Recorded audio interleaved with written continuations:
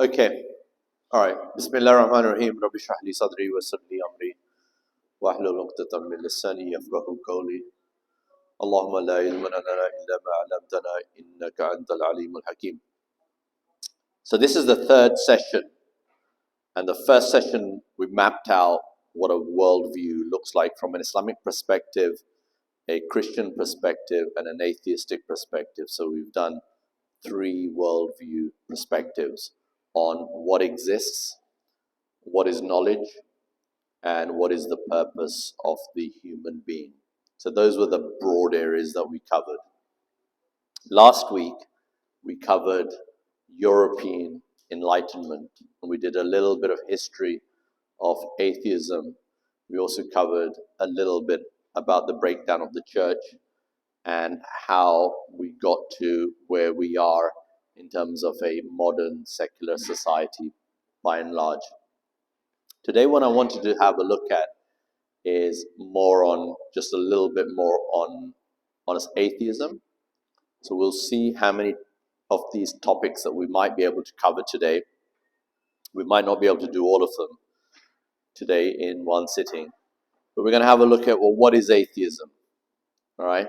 So we had a look at the worldview of what they believe, but what do you think atheism means to you? Thank you. What do you think atheism means to you? Thanks very much. Anybody?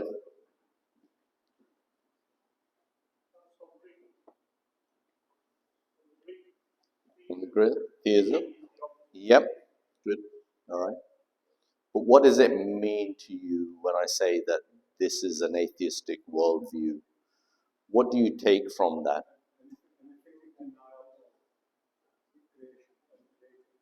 Okay, so there's a denial of the existence of God. What else? Okay.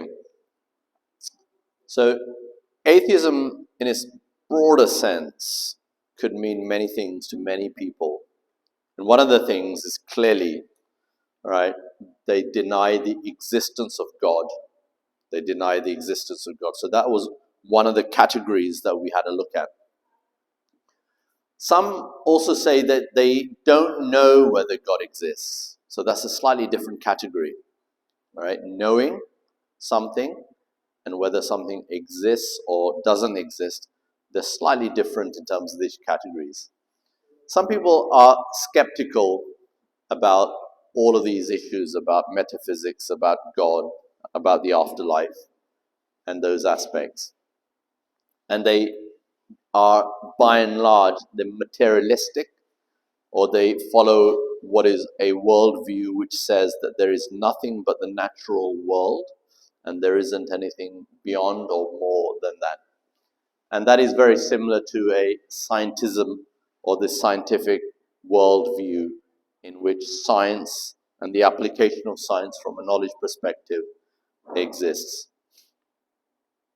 So these were basically the 3 broad worldviews that we did right in the first week.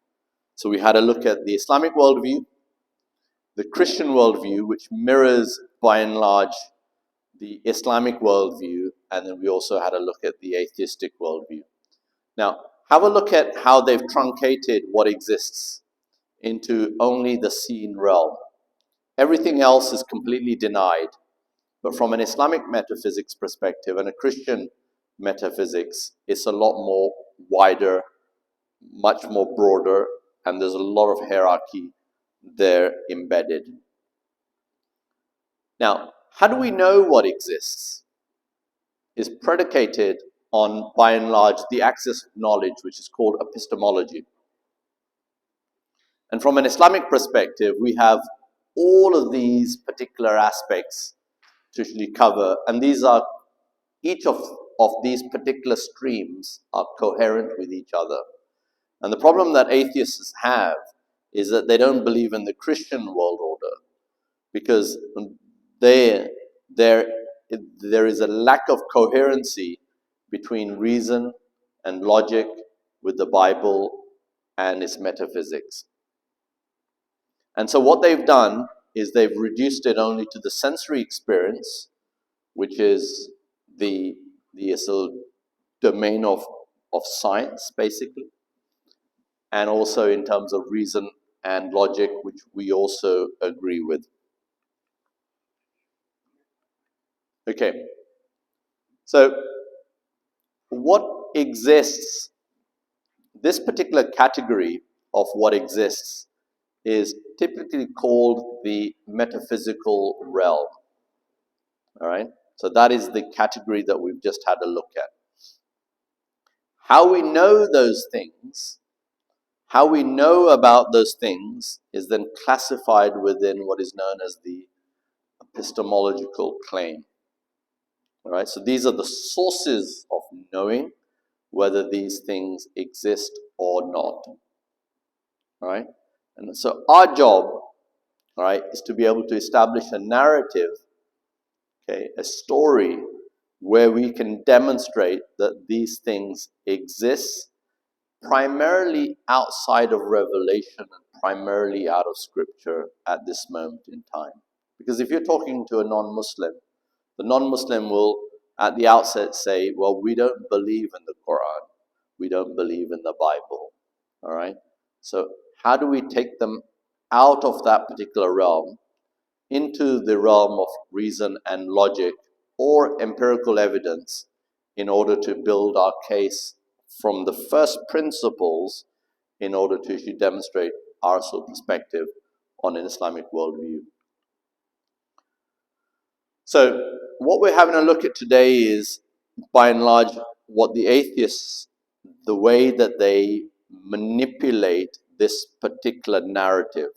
All right, so we're just concentrating at this moment in time how the atheists think, how they move, and then what kind of problems do they articulate that there are problems within our own metaphysical landscape, and then for us to be able to understand what those moves are and what those problems are, and then for us to hopefully build on that.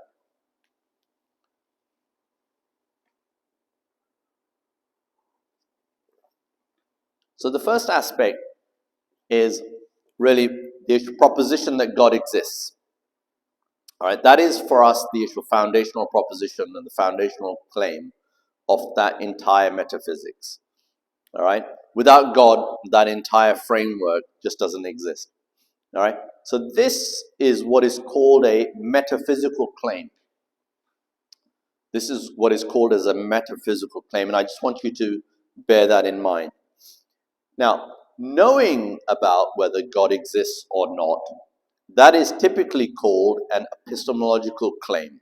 And that is a separate category entirely. That's a separate category entirely. But those two things are interlinked.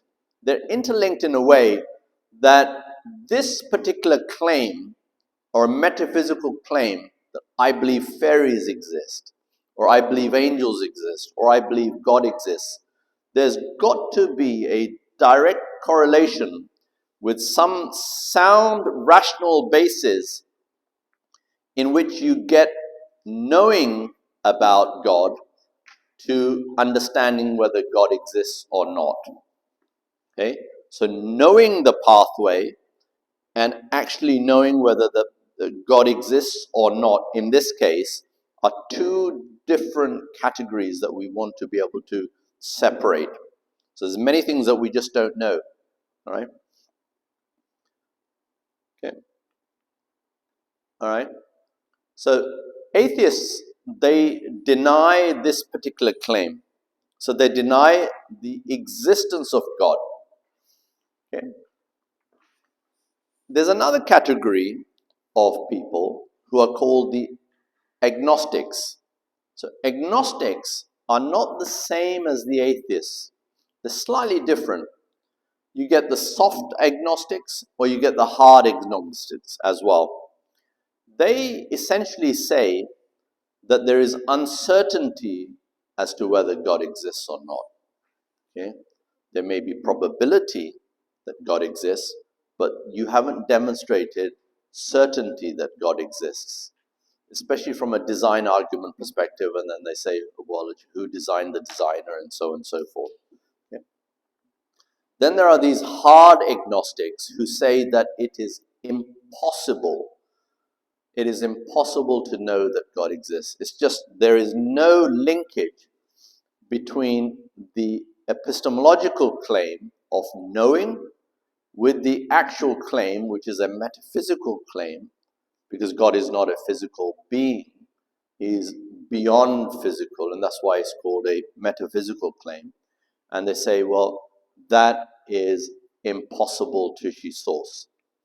Now, the reason why they do that is that atheism conflates atheism with agnosticism. All right, and the reason they do that is that they say they bucket not knowing with God does not exist. And like I said, these are two separate categories, and we need to deal with each of those categories independent of one another. All right, and we need to make sure that we understand what those particular moves that they're making. So the reason why they do that is that it gives them a greater umbrella. So you're getting more people under your tent, right? And then you're saying that there's many more people who are agnostic than there are atheists, for example. And these are the theists who believe that God exists. This is another pictorial diagram to again show you that line is on the top of that line, there's a different category, and there's a different category below that line. So below the line is the category of knowledge, and above the line is the category of what exists and does not exist. And I've just color-coded it in green. What exists, okay, God exists in the theistic world, okay, which is the Islamic world as well, and God does not exist within the atheistic worldview. Okay, so that's what exists. And then this, in terms of this color coding, is the route or the pathway of knowing whether those things exist or not. All right, I hope I haven't lost everyone yet. All right, it's a little bit heavy, it's a little bit technical. All right, it's a little bit technical. Okay, so there are two particular categories. One is a lack of belief from a knowledge perspective, whether we can know something, and then it's a metaphysical claim of whether something actually exists or not. All right, and we've got a scientist here as well, and so it will tell you that there's quite a lot of things that you just can't see and you can't measure, even from a physical perspective, and that becomes quite problematic. All right. Now, it gets a little bit technical here, but I'll try to actually simplify it. There are those atheists that make a positive claim that there is a denial of God's existence. And then you get a whole spectrum of atheists who take a softer view and say, well, there is a considerable lack of belief or knowledge which is available to ensure that you get to a position of certainty. It's all about a position of certainty, not probability. All right? Because ultimately they will benefit from proving that you would have to benefit from proving that there's a denial of God's existence, and that's a negative claim. I'll come back to that. What they're trying to do is they're trying to move the burden of proof, right? If they say that God does not exist, then ultimately what they're trying to do is they're trying to move the burden of proof from the atheistic camp to the theistic camp, right? And this is where their move is. And this is where we need to understand the difference between a metaphysical claim and a empirical or a physical claim that we can measure or we can touch and we can see. All right, so again, these are two different categories. If at the end of this particular session, the only thing that you take away from it is that these are two separate categories right, that we're dealing with. And although they are interconnected, all right, they're not joined at the hip. They're not one and the same thing. That is important. So proving an empirical claim or a physical claim, right, is often done through the usual five senses, but proving a metaphysical claim can only be done, all right, through logical demonstration and through scripture, all right, through logical demonstration and through scripture. And we're saying that we're taking the scripture at this moment out of the equation because we're trying to appeal to reason and rationale in getting to that particular position. Would you mind just giving one or two examples? It's got an example in there. Yep. No, the example. Yep. The example is actually coming. So there are two examples that I've got. One example, all right, is if you're standing on top of Everest, all right, and you've got no phones, you've got no communication, all right, and one of the climbers who's with you, he asks you, "Is your father at home?" All right, you've got no way, all right, of knowing when you're on top of the mountain whether your father is at home or he's at the mosque or he's gone shopping. Right? So in this example, a positive claim would be to prove your father is at home. Okay? In this case, the positive claim is to prove that your father is home. How would you do that that's another issue altogether. The negative claim in this example is to prove that your father is not at home. Okay, and if you again use the analogy with proving God exists or he doesn't exist, keep that in the back of your mind.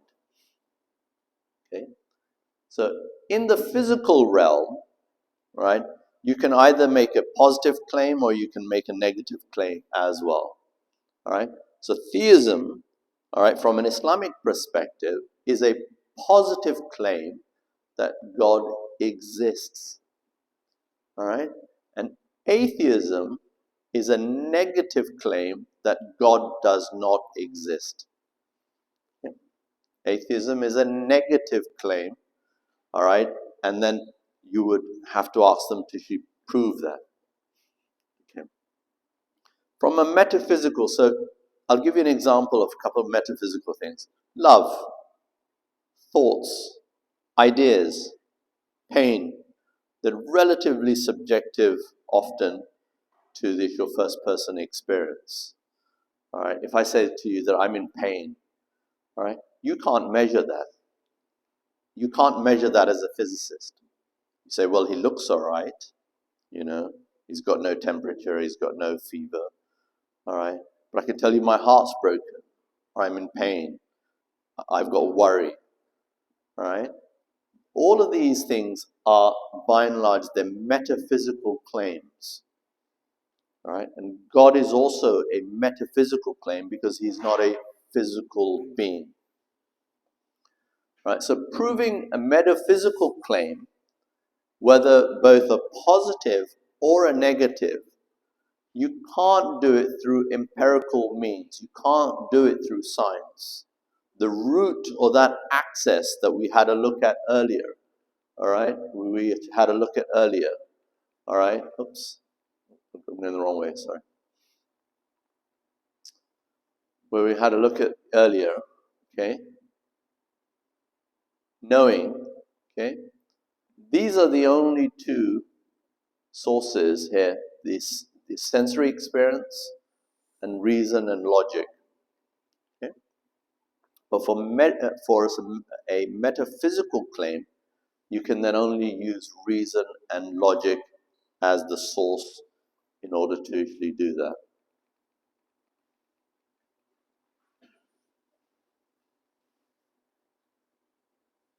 All right. So the proof, that's why we started off with finding out, well, what is an atheist? Atheists, their worldview says that there is nothing outside of the material realm. Nothing exists outside of the material realm. Okay? So it's only within the material realm. And if the only thing that exists is the material realm, then it must be measured. All right? And if you can't measure God, then God does not exist. All right? And then therefore we don't believe in it. But we say because God is not physical, all right, he's outside of both space and time. Okay? He can't be found through experimentation to measure and things like that. Okay? That you're starting off with a false premise. And that's the whole basis of the European Enlightenment. European Enlightenment cuts down everything else, and they don't even use their proper rational faculties. So atheism, right, has problems trying to prove a negative claim that God does not exist. And so what they're doing is they're moving that burden, all right, of proof onto the theists, okay, by making this particular move. Okay? What they're saying is that because we can't prove that God does not exist with certainty, all right, or even with a high degree of probability, they say, why don't we tuck ourselves under this uncertain whether God exists or not? Okay? And that is by and large, that is a neutral claim. This is a negative claim, and ours is a positive claim. Right? We have no issues in us making a positive claim neither. Even if they were to actually pass on the actual burden of proof towards us, that's not an issue for us, right? But that's what they do. But optically, what they do is they say that if you can't prove it, then we win by default. If you can't prove it, then we win by default. Okay? And like I said earlier, what that does, it also conflates their numbers as well. And then they say, well, there's a whole group of people who are atheists, there's a whole group of people who are agnostic, and they're all in the same one kind.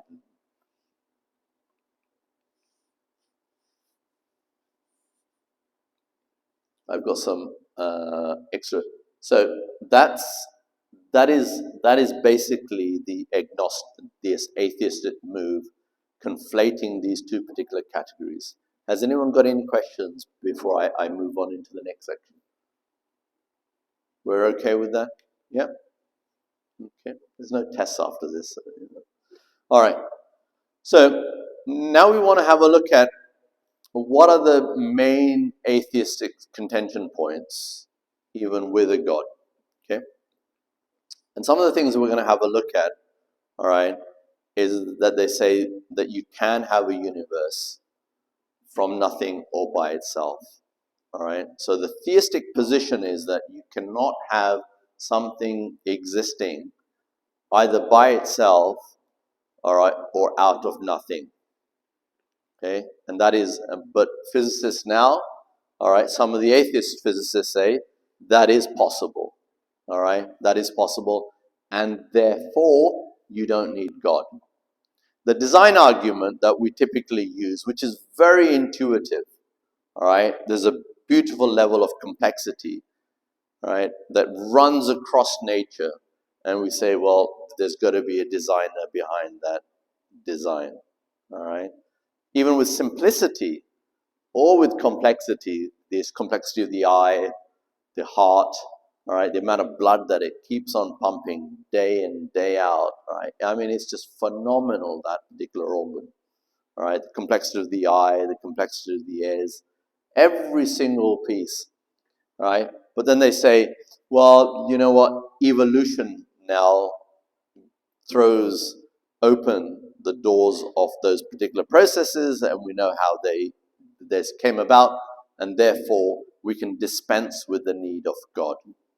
Okay?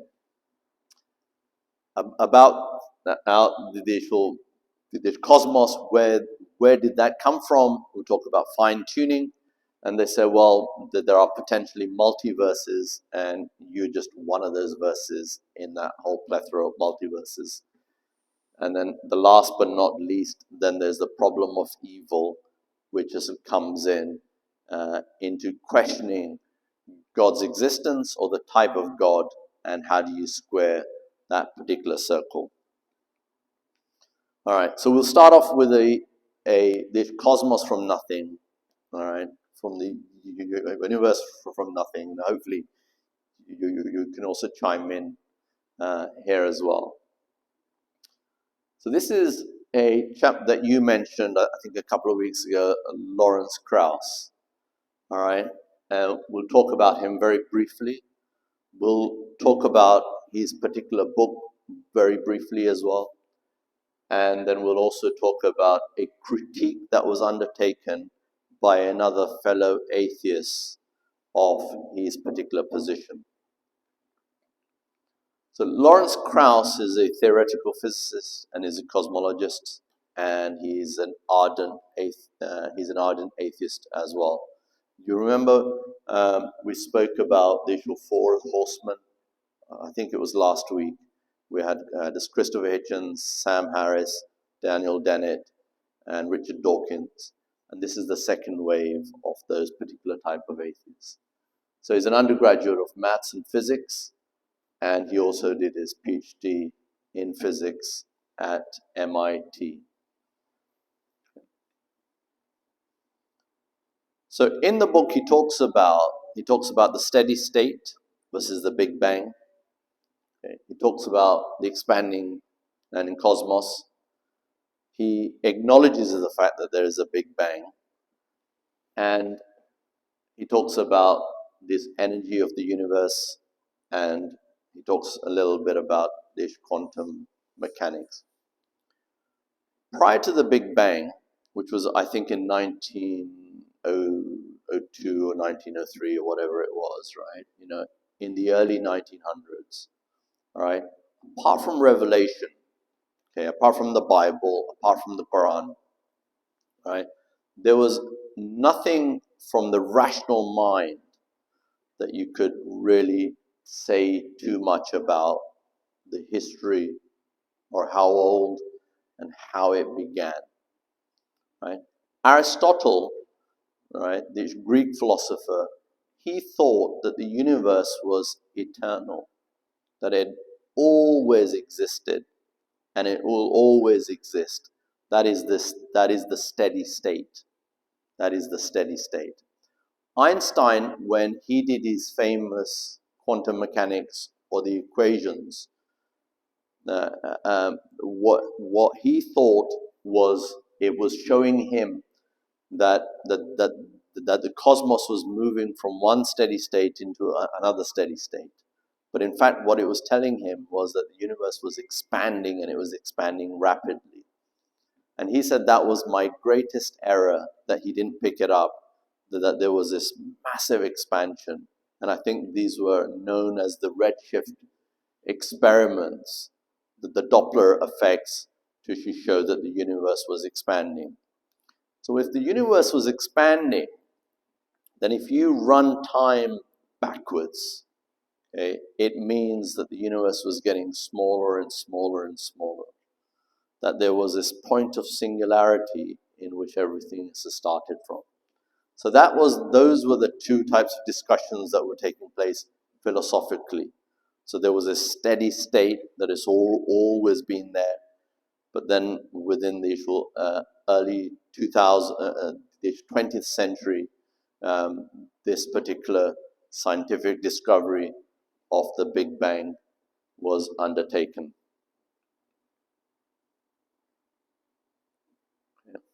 That was in 1920s by Hubble. Was he in Herschel, by the way? He wasn't in Herschel. This is Hubble chap. Hubble chap. He was in Cambridge, was he? He was in Cambridge. Yes, Herschel. Yes, Herschel. Herschel is in. Herschel was an astronomer as well, I think. He was an astronomer. Okay. So these are the differences between the steady state. So these are, again, two different worldviews, that the universe was always like this. It's uniform, it's unchanging, and it's pre-eternal. Okay, pre-eternal. Okay, and the Big Bang, all right, that it was non-uniform, it's changing, and it's temporary. All right, like the Bible says that in the beginning God created the world, right? But quite a lot of the physicists didn't like what they sort of found through the initial Big Bang, and then they came up with the multiverse versus theories and the string theories as well. So I'm not going to go to the Doppler effect because there's a lot of science in there and it gets a little bit, it is complex. But this is, so according to the Big Bang, okay, so the Big Bang arose from a point of singularity some 14 billion years ago. All right, and initially it was very hot. So it's not a Big Bang as we know it, right? Because there's nothing to bang into. There's no explosion because then there's nothing, it's very complex, right? Because if there's no matter or material outside of that point of singularity, the actual, all of the rules of science aren't there, right? Right? And so it's very difficult to comprehend even that. And they're saying that it was very hot initially at the time of the Big Bang, and there was this absolutely massive explosion early on, and then it started to cool, and then it went back. Okay? So cosmic radiation, the afterglow, which is very similar to the microwave radiation, that can be detected, and that can take you all of the way back into the usual source. And what quite a lot of those people who supported the actual theory of God, or the belief in God, or the belief that the universe was created, they understood that this collaborated with their sort of fundamental theological positions. All right? But Krauss says no. All right? So he says no. All right? And this is where it becomes very philosophically very difficult. That some of the Muslims, they peg everything with modern science, and they said, look, modern science proves ours a religion. And and some people say that that's kind of a dangerous position to take, because if the consensus changes, then where does your anchor really lie? All right. So your anchor should not be predicated on the way that people interpret science, because there is a metaphysical interpretation about science and the way that they do that. And that is often driven by people's worldviews. All right? And worldviews are very different, or metaphysical claims are very different to scientific claims, completely. Very different to scientific claims. So it's very important that you take a very detached position, all right? A loose position maybe, right? A loose position, but the ultimate position has got to be reason and revelation got to marry within each other. And if you're comfortable that revelation is solid, then you should never let go of that particular position. So Krauss says no. Right? So this is just another pictorial diagram of that there were quantum fluxes right at the beginning. There's a massive inflation, all right? And this goes all the way back to 13.77 billion years. I mean, that's just mind-blowing, right? You can't even think about that. And the way that they measure how old this is through light. And we know that as God tells us that He is light, nurun ala nur, and it's really, really interesting how that spans out. So this is another pictorial diagram of that. So 200, now apparently this is now 200 billion light years. So it takes 200 billion light years, right, for light to go from one side to the other. It's massive real estate. All right, absolutely massive real estate. Just imagine how big heaven might be, right? So there's no shortage of real estate from a God's perspective. All right, so this is where a part of the science comes in, right? Part of the science comes in, right? So if you were to divvy up all of this, apparently only about 4.5%, right, is made up of atoms that you can see or that does not absorb any energy and light. Everything else is either dark matter or dark energy. All right. And remember what we said in the beginning, right in the beginning of the first session. We said that Islam believes in the unseen realm and the seen realm. The very first few verses of Surah Baqarah. All right. The very first few verses. And we said that the unseen realm is much bigger than even the seen realm. But even from a modern day physics perspective, that seems to be borne out, that the tangible or the material physical realm, all right, is quite tiny, and then it's made up of all of this other dark matter, dark energy, and that's really the constitution of the entire cosmos. But the argument that Lawrence Krauss is making is he's saying that the total energy of the universe adds up to zero. That's his argument. Whether it's got any legs to that, that's a different matter. All right. What is dark energy? You might like to explain what dark energy and as dark matter is for us, please.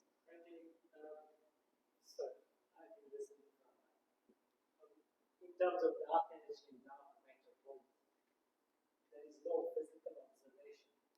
What is so strange about Krauss is if he denies God because he can't see and can't prove, but yet he is happy to model existence of dark matter and dark energy, which nobody has seen. You can't actually physically prove that there is dark energy and dark matter. And that is the irony of that argument. This is why, I'm a particle physicist. We talk about this a lot in the past. And that's something where I kind of avoid making my analogies. Yep. Allah says that this is the seen and this is the unseen. I would strongly recommend not to go by this argument because this itself is a model. Yep. By theory, all models are wrong, only some are better than others. Absolutely. Okay. So dark energy is again a hypothesis, and dark matter another hypothesis, until you can prove positively, which is again takes you back to the original claim. Yep. If you are prepared to believe in this, then you might as well believe in God, because you haven't got an evidence for that. You see what I'm saying? Yeah. So just on that point, I think the belief in God is a lot more stronger and it's rational. Yeah. So yeah, for sure. For them, for the atheists, For sure. for sure. They are happy to argue about this. Yeah. And they argue. So let's just run with that. So at this moment in time, we're just having a look at some of the problem statements, right? So let's just run with that. So this is dark energy is the counterpart to gravity, so it's anti-gravity, right? And dark matter is composed of particles, things that you can't see or touch and don't absorb, reflect, or emit light, so they can't be detected by observing any electromagnetic radiation. But we say that there is quite a lot of dark matter and dark energy. And so he's obviously a mathematician. You remember, I might have mentioned, during the Enlightenment period, our understanding of nature was then seen during that Enlightenment period through the lens of mathematics. So instead of seeing beauty, design, creativity, God's hand behind nature, during the Enlightenment period, it moved into mathematics. How can we measure nature? Right? And that's when all of this stuff also took off as well. So he comes up with this fancy, very extensive equation. Now, it may well be right. Who knows, right? But it may well be wrong as well. But his particular conclusions are that because the energy of the universe is zero, all right, he then concludes whatever it is falsely, that there is no God. All right, and then I'll skip these as well. Okay. Then there's quantum mechanics. All right, this is the science dealing with the behavior of matter and light on an atomic and the subatomic scale. So remember, there's further down that you go into the subatomic structure, the greater energy, which is embedded within there. And his argument is that the universe can arise from quantum fluctuations, which is not nothing, but these are these huge fields of flux. And because the conversation and because of the conservation of energy is maintained, that there is no violation, he claims that the universe can come out from nothing. All right, so that is his particular claim. All right. Okay, the modern cosmology proves the Big Bang as an expanding universe. Even then, it's got a net energy of zero, and the universe could arise from nothing, but that nothing is a set of quantum fields, and therefore his erroneous conclusion is that we don't need God to explain the presence of the universe. So that's just what he has to say. Now, this is David Albert, who's also a fellow atheist, and his critique is quite sharp, right? And he says that, out of nothing is not the same physically or metaphysically, all right? To create out of nothing, only God can create out of nothing, all right? Ex nihilo, right? Only God can create out of nothing. So where did the fields come from? Even if he says that the universe was created out of these quantum fluxes, it doesn't prove, well, who made these quantum fluxes. So all they do is they seem to kick the can down the road. So they've got an additional explanation to be able to offer. So it's not the same as a philosophical or theological nothing, right? Quantum mechanics or these quantum fluxes, that there is still something there. And he misses the critique against the issue of faith as well. So there is a particular article on the website on the origin of everything by Sir David Albert. Okay, there's a couple of books for those who are interested. Barbara Ryden and there's another Andrew Liddell on modern day cosmology. All right, I'll stop there and see if there's any questions. And I think this is a good place to actually stop. I won't do the design and the multiverse and the evolution unless you really want me to. I think we'll stop here because this is quite a long one. It's a bit dry, topic, but if there's any questions.